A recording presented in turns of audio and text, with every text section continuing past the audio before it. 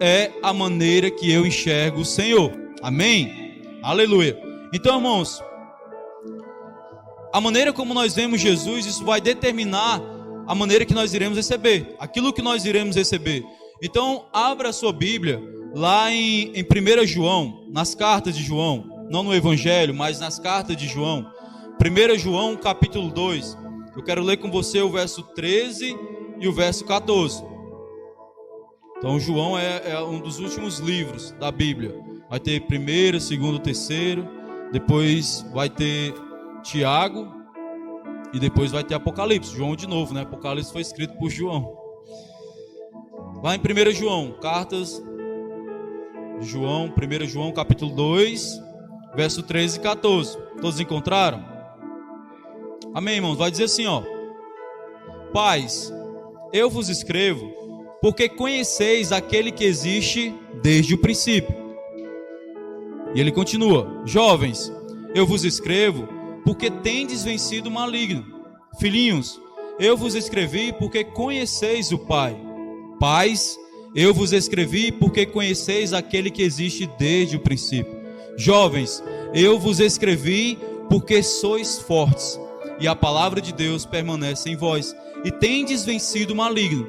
Então, irmãos, o que é que nós podemos observarmos aqui?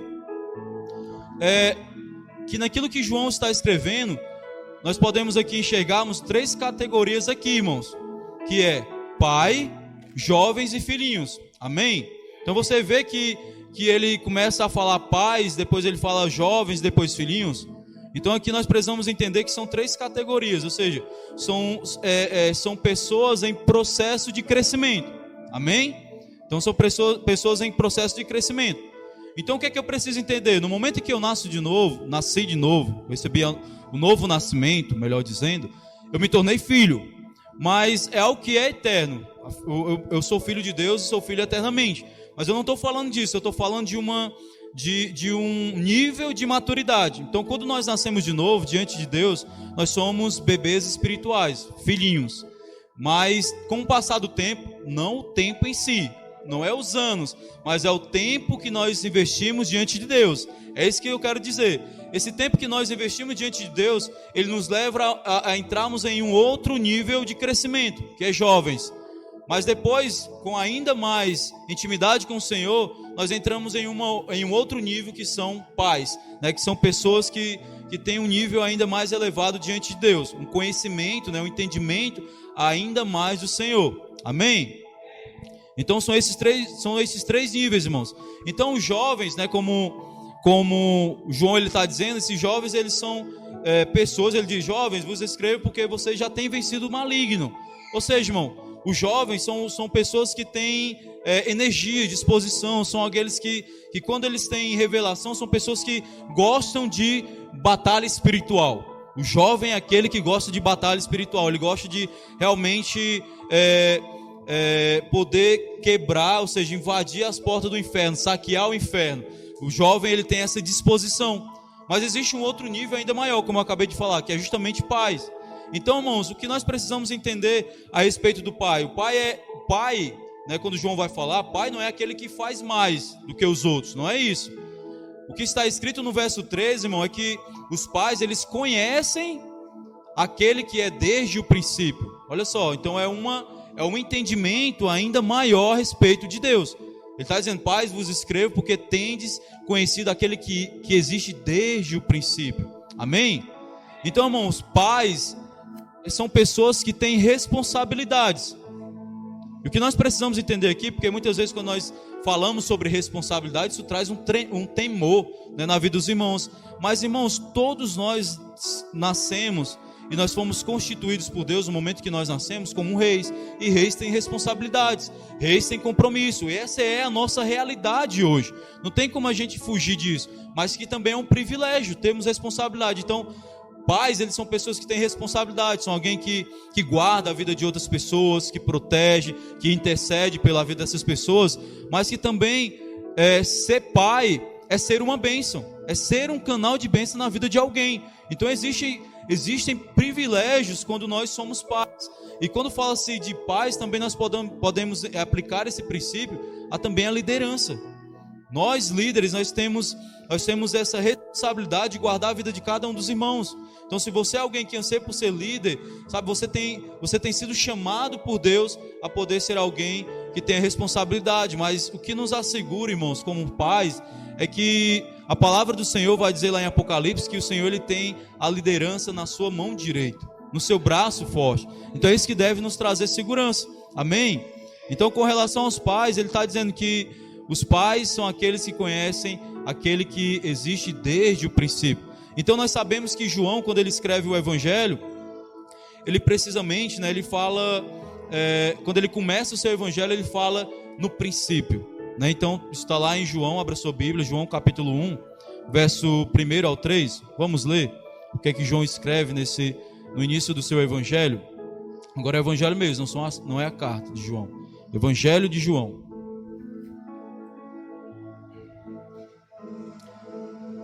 João capítulo 1, verso 1 ao 3. Então diz assim, João capítulo 1, verso 1 ao 3 diz assim, no princípio era o verbo, e o verbo estava com Deus, e o verbo era Deus. Ele estava no princípio com Deus.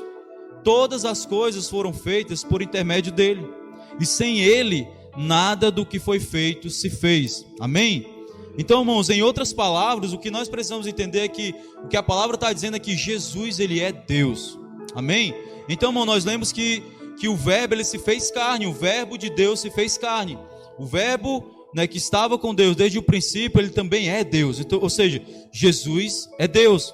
E é isso que nós precisamos entender, que Jesus é Deus. E João, ele escreve no verso 14 desse mesmo capítulo, ele vai dizer assim, que o verbo que se fez carne, ele conviveu conosco, ou seja, ele viveu, ele habitou no meio de nós, e vimos a sua glória. Isso João testemunhando, vimos a sua glória, a glória do Filho unigênito de Deus, cheio de graça e de verdade. Amém? Então, irmãos, agora por que é importante nós sabermos que Jesus, ele é Deus? Porque, irmãos, isso vai determinar a cada um de nós que a maneira que nós iremos receber do Senhor, a maneira que nós iremos receber algo de Deus. É necessário que nós possamos conhecer Jesus como Deus. Amém? Então, irmãos, a palavra diz que, nós lemos em Isaías, que por suas pisaduras nós somos sarados. Então, imagine, se pelas suas pisaduras, irmãos, nós fomos curados, e se essa cura ela vem de um homem, que é apenas um homem bom, infelizmente nós não podemos receber nenhum tipo de cura. Se eu tenho somente o entendimento de que Deus é um homem e que esse homem é bom, eu não tenho fé suficiente para receber algo de Deus. Mas se eu entendo, irmão, que por meio da sua pisadura, Deus, que se fez carne, ou seja, Jesus é Deus. Então esse Deus que se fez carne, quando eu tenho esse entendimento, aí sim eu posso receber provisão do Senhor. Amém? Mas eu não recebo pela graça? Exatamente, recebemos de graça. Mas é justamente isso que nos capacita a recebermos algo pela graça de Deus, quando eu reconheço Jesus como Deus. Amém? Aleluia, irmãos. Então, o que eu e você nós precisamos entender é que o Senhor, ele é o eterno, Eterno fala-se o Senhor. E o nome de Deus alguns vão dizer que é Yahvé, outros vão dizer que é Javé ou Jeová. Mas o que nós precisamos entender é que Jesus é o Senhor. Amém? Então, irmãos, Jesus, ele não é um simples homem. Jesus não é um simples mestre. Ele é Deus. Então, uma das coisas que aconteceu ou deixou de acontecer na cidade onde Jesus morava, foi que o povo, eles não puderam experimentar de poderosos milagres ali. Jesus, ele não pôde realizar poderosos milagres na sua própria cidade, na sua própria terra. Então abra sua Bíblia lá em Marcos capítulo 6. Marcos capítulo 6, eu quero ler primeiro com você o versículo 1 e 2. Marcos capítulo 6.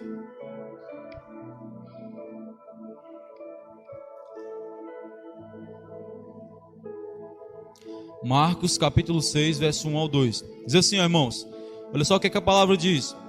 Tendo Jesus partido dali, foi para a sua terra, e os seus discípulos o acompanharam. Chegando o sábado, passou a ensinar na sinagoga, e muitos, ouvindo, se maravilhavam, dizendo: de onde vêm essas coisas? Que sabedoria é esta que lhe foi dada? E como se fazem tais maravilhas por suas mãos? Então, irmãos, o que nós precisamos entender por essa passagem? Que essas pessoas, elas estavam admiradas, estavam maravilhadas a respeito de Jesus, não pelo fato em que eles reconheciam Jesus como Deus, mas o fato de que eles conheciam Jesus desde a sua mocidade, desde quando Jesus era criança. Ele fala assim: peraí, como é que Jesus, como é que ele exerce todas essas coisas?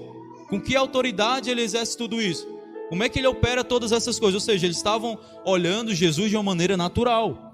Ou seja, eles estavam se maravilhando, mas como se fosse um questionamento, dizendo assim: como é que Jesus faz tudo isso? Eu conheço Jesus. Muitas vezes, isso aqui eu trazendo para nós mesmos entendermos ainda melhor o que a passagem está dizendo. Não está escrito, mas nós podemos ter aqui o chamado licença poética para que a gente possa meditar junto.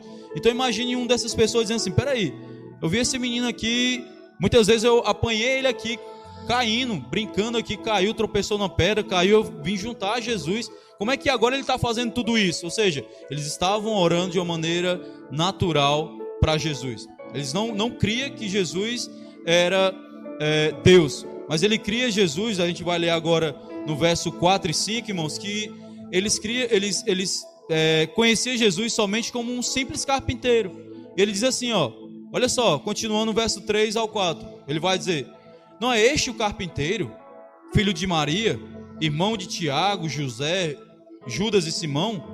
E não vivem aqui entre nós as suas irmãs? E escandalizavam-se nele. Jesus, porém, lhes disse: não há profeta sem honra, senão na sua terra, entre os seus parentes e na sua casa. Não pôde fazer ali nenhum milagre, senão curar uns poucos enfermos, impondo-lhe as mãos. Admirou-se da incredulidade deles, contudo percorria as aldeias circunvizinhas a ensinar. Então, irmãos, por que essas pessoas elas não puderam receber muito do Senhor? Ele está dizendo que o Senhor ele não pôde operar poderosos milagres ali. Por quê? Porque aquelas pessoas elas não estavam honrando a Deus, ou seja, elas estavam desonrando ao Senhor. Então, o que nós precisamos, irmãos, entender também é que se eu honro a Jesus, eu estou honrando ao Pai. E quando eu honro ao Pai, o Senhor também me honra. Então, quando Ele me honra, eu posso receber algo do Senhor. O que nós precisamos é entender isso, que tudo que nós recebemos é de graça. Ou seja, a graça quando nós honramos o Senhor. Porque somente por meio do Espírito Santo é que nós podemos enxergar quem Jesus é. Amém? Essas pessoas elas estavam com seus olhos fechados. Essas pessoas elas estavam com seus corações endurecidos para Jesus. Então elas olhavam para Jesus e somente olhavam Ele como de uma maneira natural. E não puderam receber nada do Senhor. Então, irmãos, tudo isso foi proporcionado porque eles não honraram ao Senhor. Então, se ele não honra a Jesus, não tem como ele honrar também ao Pai. E da mesma forma, o Pai ele só pode nos honrar quando nós honramos o Filho. Amém? Aleluia, irmãos. Então, irmãos, aquelas pessoas, volto a dizer, elas olhavam para Jesus de uma maneira natural. Ou seja, elas só via como um filho do carpinteiro. Mas então, como está escrito, irmão, lá em Isaías, ele vai dizer que o Espírito do Senhor está sobre mim, por isso ele me ungiu. É isso que está escrito lá em Isaías a respeito de Jesus. Mas só que essas pessoas, infelizmente, somente via o Senhor de uma maneira natural. Então, irmão, se nós lermos agora no verso 6 de Marcos, ou na verdade, verso 5 de Marcos capítulo 6, olha só o que é que esse versículo vai dizer. Diz assim, e ele não pôde fazer ali nenhum milagre, senão curar uns poucos enfermos, impondo-lhe as mãos. Então nós precisamos aqui atentarmos para uma coisa. Aqui está dizendo, irmão, nesse versículo, que Deus não quis fazer algo? Sim ou não? Não é célula, mas você pode dizer sim, não. Não está dizendo que ele não quis fazer algo. A palavra está dizendo que ele não pôde. Olha só, o Senhor queria sim operar poderosos milagres naquela região. A questão foi que ele não pôde fazer aquilo. Por quê? Por que ele não pôde operar poderosos milagres naquela cidade? porque as pessoas tinham um coração incrédulo, ou seja, as pessoas elas tinham um entendimento errado a respeito de Deus. Então, irmãos, uma coisa nós precisamos entender é isso. Muitas vezes nós não temos recebido algo do Senhor porque ainda nos falta a revelação de quem Deus é. Então, o que nós precisamos hoje é meditarmos naquilo que o Senhor é. O que eu preciso hoje é entender que Jesus ele é o Senhor, que Jesus ele é o eterno, que Jesus ele é o Deus altíssimo, que o Senhor ele é o todo-poderoso. Então, quando eu tenho esse entendimento, irmão, eu posso receber algo do Senhor. Então, a palavra não diz que o Senhor não quis fazer, Ele só não pôde. Por quê? Porque nós temos aprendido que a moeda do céu é a fé. Só que quando eles questionam o Senhor e dizem assim, esse aqui é o filho do carpinteiro, José. Então, quando ele faz isso, ele está agindo com incredulidade. Então, não tem como alguém receber com o coração incrédulo. Até porque Tiago está dizendo, quando você pedir algo a Deus, peça sem duvidar. Ou seja, peça com fé. Se você está pedindo com dúvida, é porque o seu coração ainda está incrédulo. Então você não pode receber nada de Deus. O Senhor ele espera que você possa exercer fé para que Ele possa te abençoar. Amém? Uma outra coisa que a gente precisa entender, irmãos, é que o Senhor ele não é somente o mestre. Então, irmãos, a maneira que eu vejo Jesus vai determinar a maneira que eu recebo dele, recebo algo do Senhor. Mas também a maneira como eu me dirijo ao Senhor também vai determinar o que eu irei receber dele. Amém? Então, irmãos, como você se dirige a Deus também vai determinar como você recebe dele. Ou seja, as pessoas do mundo, elas ofendem a Deus. Olha só, elas ofendem a Deus quando elas simplesmente quando elas se dirigem a Deus dizendo aquele lá de cima.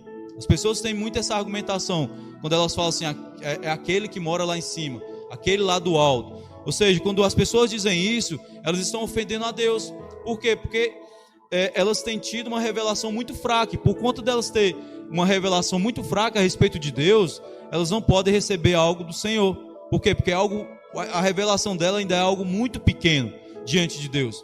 Amém? Mas em nome de Jesus, irmãos, o Espírito Santo ele quer ampliar hoje a nossa revelação. Sabe, o Senhor quer que nós possamos crescermos ainda mais em revelação. E cabe a nós, é claro, mergulharmos na palavra do Senhor. Cabe a nós sermos pessoas que se dedicam à palavra de Deus. E eu não quero lançar sobre você nenhum tipo de condenação. Eu quero motivar você, irmão, a poder levar a sério, ou seja, dar relevância à palavra do Senhor. Amém? Então, olha só, lá em Marcos 26, no verso 22, o Senhor ele está ali conversando com os seus discípulos e ele vai falar assim, que alguém iria trair ele. Alguém iria trair o Senhor. Então lá em Mateus 26, no verso 22, a palavra diz assim, ó, e eles, muitíssimo contristados, começaram um por um a perguntar-lhes, porventura sou eu, Senhor? Olha só o que é que o versículo está dizendo.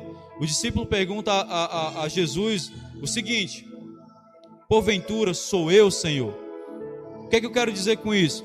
Sabe, você já parou para pensar por que Judas traiu o Senhor? Por que Judas ele traiu o Senhor? Você pode responder assim, não, mas Judas traiu o Senhor para cumprir uma profecia. Está certo, de certa forma isso está certo, mas não foi simplesmente por isso. Judas ele traiu o Senhor porque ele não reconhecia Jesus como Senhor. Olha só o que é que Judas vai dizer nesse mesmo questionamento, só que ele vai falar agora lá no verso 25. Ele vai dizer assim, ó, então Judas, que o traía, perguntou, acaso sou eu, mestre? Olha só, os discípulos disseram, acaso sou eu, Senhor? Mas Judas disse, acaso sou eu, mestre? Ou seja, o entendimento que Judas tinha a respeito de Jesus era um entendimento muito pequeno diante do Senhor, para que ele pudesse ser alguém que pudesse estar firme no Senhor. Então, irmãos, uma das coisas que muitas vezes nos faz afastar da igreja, que nos faz nos mantermos distante da comunhão, é o simples fato de eu não ter uma revelação verdadeira a respeito de quem Deus é. Porque, irmãos, se eu tenho revelação de que Jesus ele é Senhor, de que Jesus ele é Deus, eu quero estar envolvido, eu quero poder estar ainda mais em intimidade com Ele, eu quero ainda estar ainda mais ligado ao corpo de Cristo. Por quê? Porque eu tenho tido um entendimento.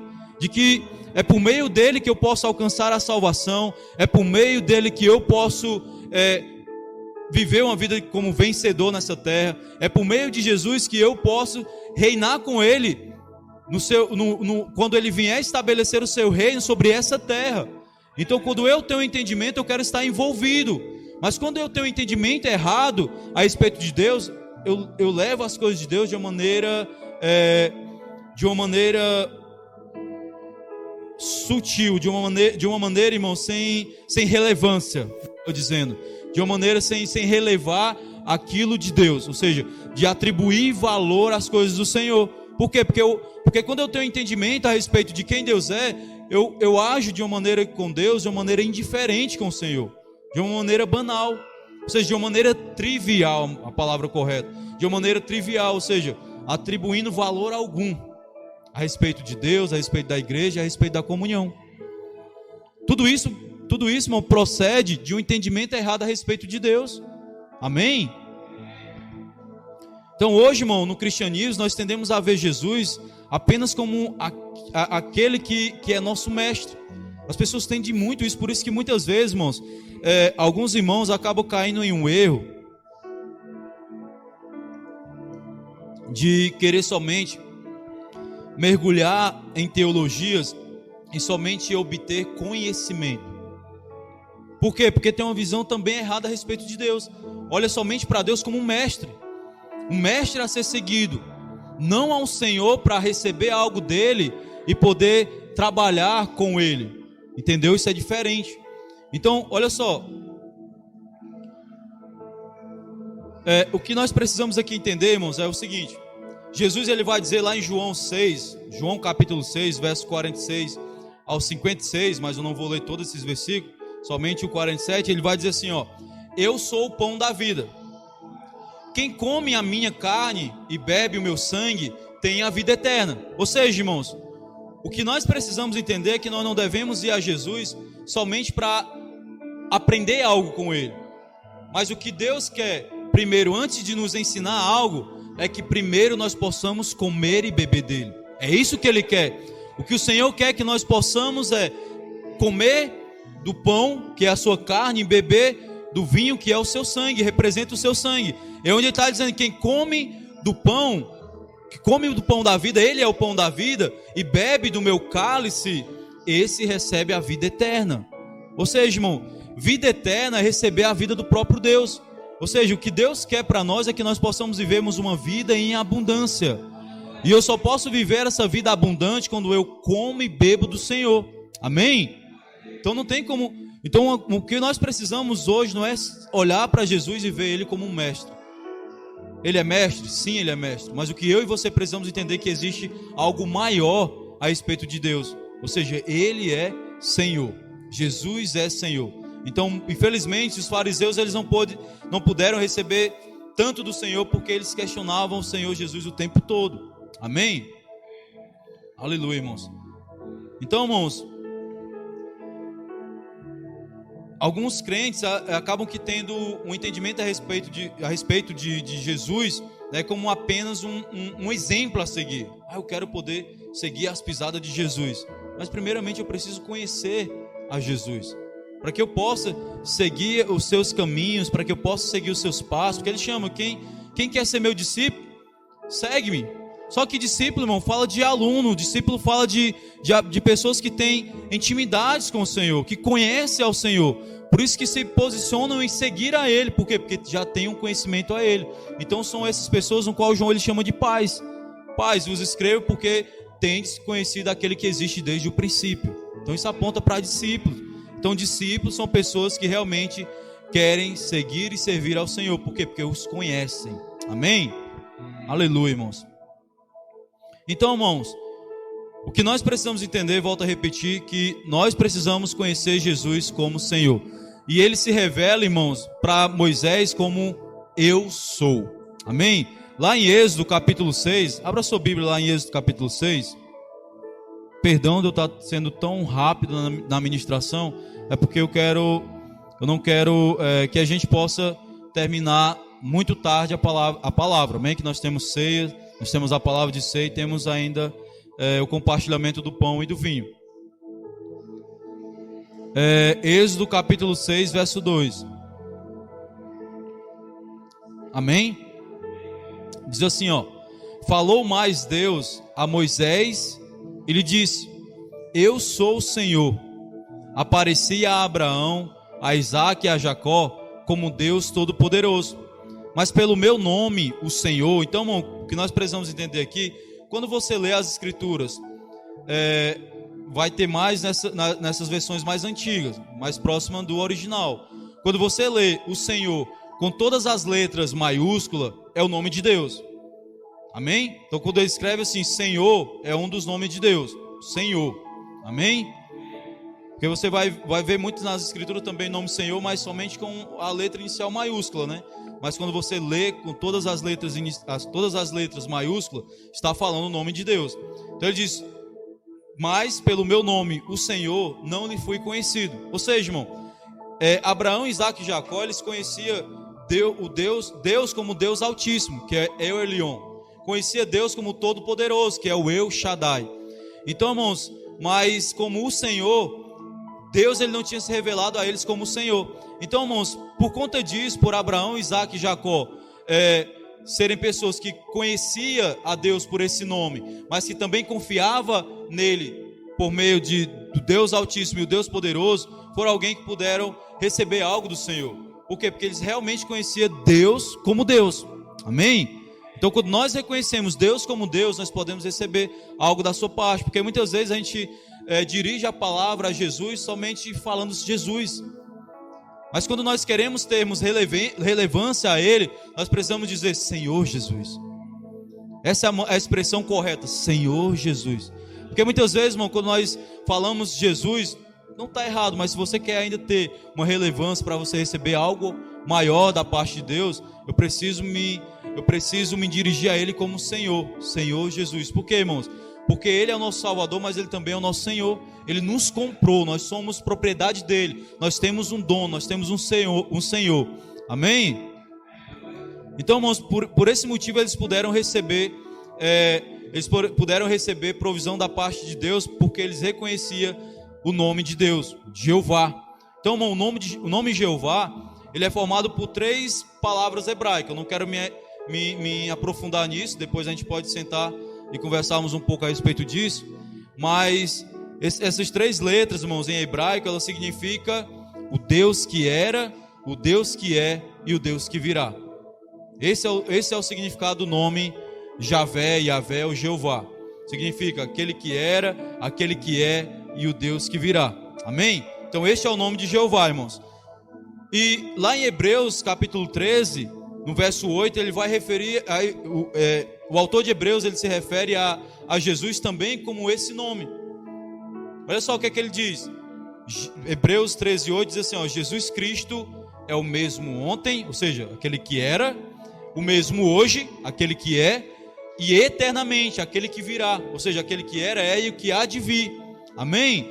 Então, as Escrituras estão se referindo a Jesus como também Jeová, ou Yavé. Então Moisés, irmãos, né, Jesus ele se dirige a Moisés, e para nós entendermos, quando Deus ele se revela como um grande eu sou, a palavra diz o seguinte, né, Moisés ele chega diante de Deus e diz assim, ó, Senhor, o Senhor ele pede para que ele fosse ao povo, né, para dizer que Deus iria libertá-lo. Aí Moisés pergunta assim, Senhor, mas quando eu chegar lá, o que eu vou dizer para o povo? Porque eles vão me perguntar quem é o Deus que me mandou até eles para libertá-lo.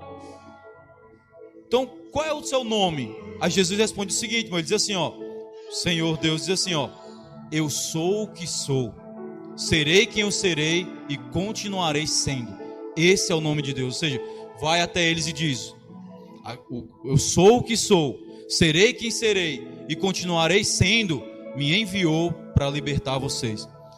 Então, irmãos, quando ele diz diante do povo o nome de Deus, isso teve um poder tão grandioso na vida do povo, ao ponto de libertar o povo de toda a escravidão, ou seja, de toda a enfermidade. A palavra diz que o povo ele foi liberto do Egito e liberto da escravidão de Faraó, mas a palavra também diz que os 3.000 judeus que foram libertos, irmãos, 3.000 ou 3 milhões? Se eu não me engano, 3 milhões. Que foram libertos do Egito, havia nenhum deles enfermo quando eles foram libertos. Olha só, o quão poderoso é quando nós conhecemos o nome de Deus, quando nós declaramos o nome do Senhor. Amém? Então, irmãos, só que o que aconteceu também? Os judeus, os fariseus, né, eles chegam diante do Senhor, né, aquele jovem ali, e cheio de graça e de verdade. A palavra diz que os fariseus, ele chegou até Jesus e disse assim, ó, com que autoridade você diz essas coisas? Acaso você é maior do que o nosso pai Abraão? Os fariseus perguntaram a Jesus isso. Só que Jesus, ele responde algo aos fariseus. Ele diz assim, ó, lá em João 8,56, Jesus diz o seguinte para os fariseus. Ele diz assim, ó, Abraão, vosso pai, alegrou-se por ver o meu dia, viu e regozijou-se. Perguntaram-lhes, pois, os judeus, ainda não tem 50 anos e viste Abraão? Respondeu-lhe Jesus, em verdade vos digo, antes que Abraão existisse, eu sou. Ele disse, antes que Abraão existisse, viesse a existir, eu já era o que era. É isso que ele está dizendo, eu sou. Então, quando ele disse isso, irmão, os judeus eles pegaram uma pedra para apedrejar Jesus. E Jesus, ele teve que fugir dali. E Jesus, ele se escondeu no meio da multidão. Só que quando Jesus, ele se esconde, você pode pensar assim, mas como assim? Jesus não é Deus? Por que ele se escondeu? Irmãos, Jesus, ele se escondeu porque Jesus, ele estava ali para cumprir a vontade do Pai. Ou seja, naquele momento não era chegado a hora de Jesus ser entregue aos seus inimigos. Por quê, irmão? Porque eu preciso entender que ele é Deus. Ou seja, nenhum homem nessa terra podia matar Deus, a não ser que ele se entregasse voluntariamente para morrer no nosso lugar. E foi isso que ele fez. Ele voluntariamente deu a sua própria vida. Ele diz, eu tenho autoridade dada por Deus para entregar a minha vida, mas também tenho autoridade dada por Deus para tomá-la de volta também. Entendeu? E ele diz assim, ó, e a palavra diz que Jesus, tendo amado ao mundo, ele diz que amou-os até o fim. Olha só, ele nos amou até a cruz. Jesus nos amou até o ponto de ser crucificado, irmãos.